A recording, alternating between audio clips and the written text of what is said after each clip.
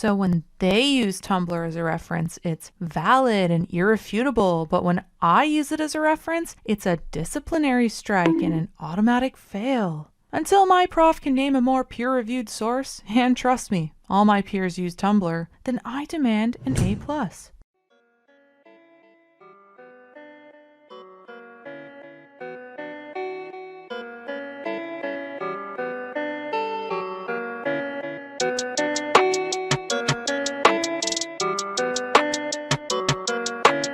Hey Girl Scout, what's shakin'? How have you been? I felt like life was going almost too well, so I decided I could do with a bit of fake disorder cringe to knock me back into place.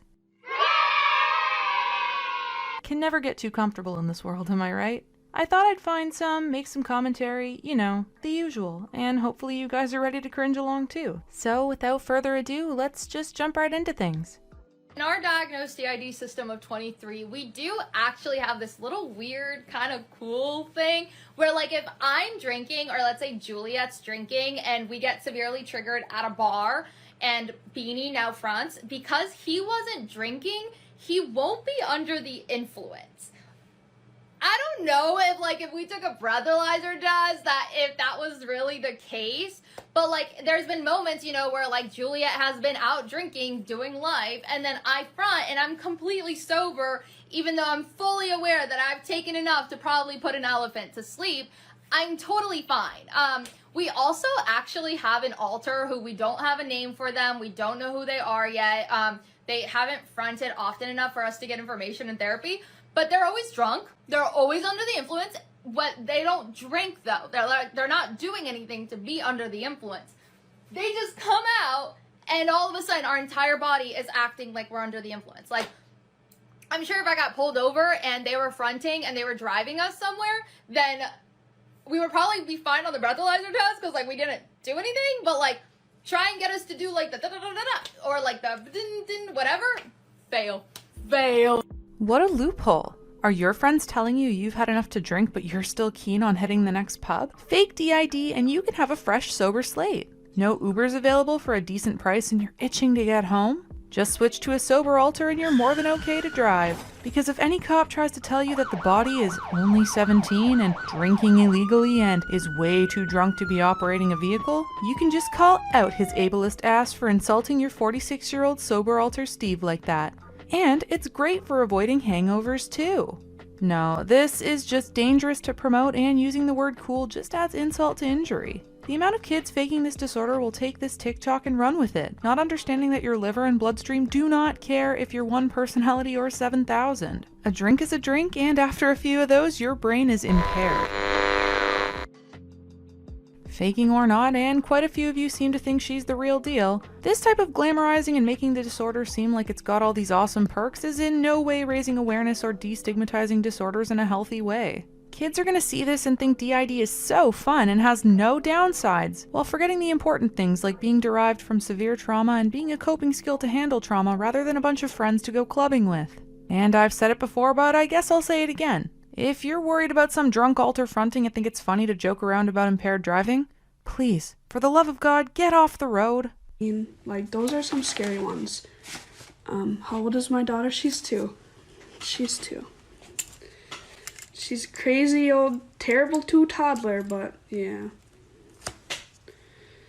She's smart as a whip though.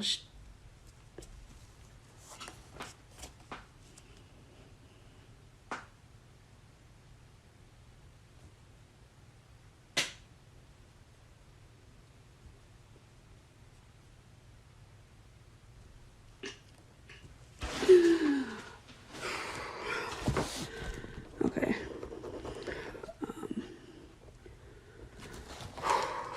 The worst ones are when I can't like catch my breath. Like, you know, I know, like, the thing is, I know what's happening. I know, like, I'm aware of everything around me.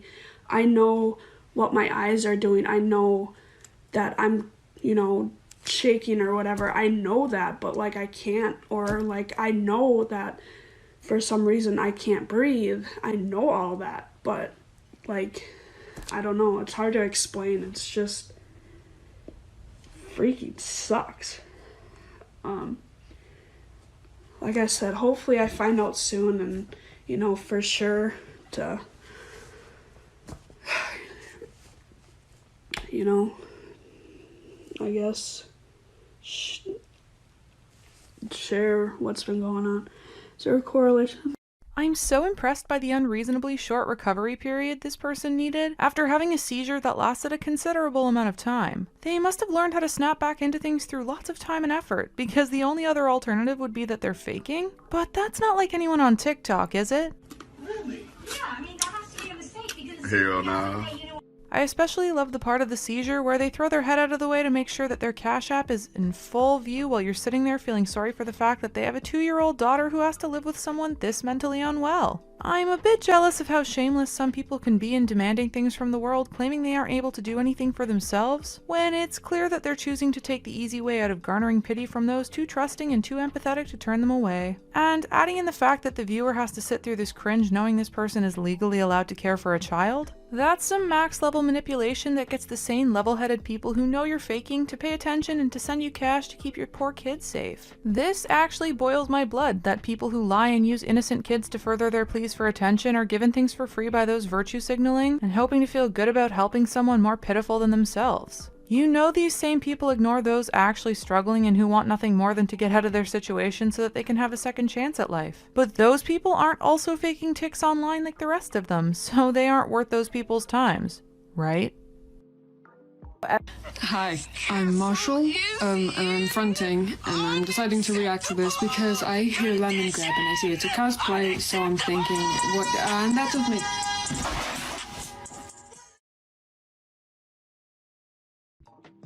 So, bit of context here, this person is claiming to have an alter from the show Adventure Time and conveniently decides to front to watch a TikTok of someone cosplaying as characters from the show. And then upon seeing the person cosplay themselves, what? They very realistically and not at all dramatically pass out from confusion.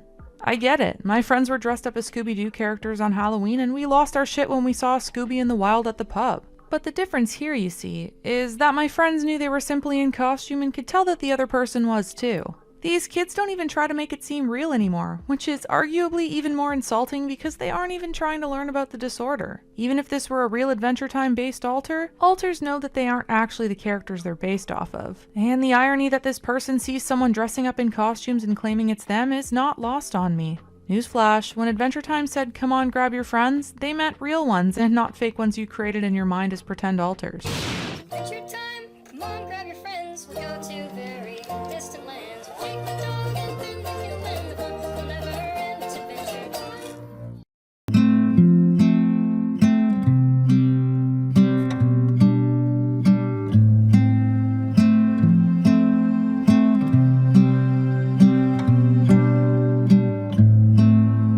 So now we're making illness a cute anime aesthetic?